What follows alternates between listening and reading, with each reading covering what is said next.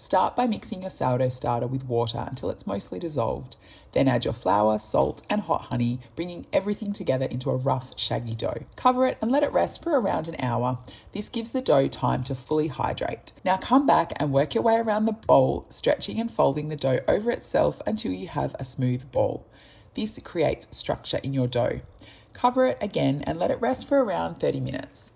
Next, we're going to build strength with stretch and folds. Do around 4 sets, spaced 15 to 30 minutes apart, keeping the dough at room temperature. Once that's done, cover the dough and let it bulk ferment until it doubles in size. When it's ready, tip the dough out and shape it. I love shaping a batard for this one, but you can of course make a round loaf.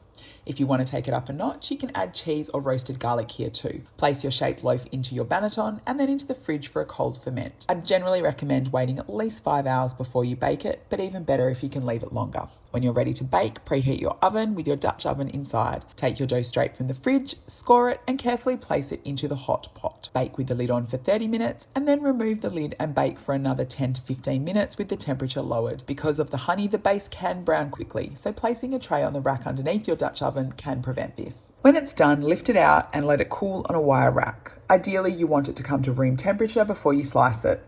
This is the kind of loaf that fills your kitchen with warmth, sweet, crusty, and completely irresistible.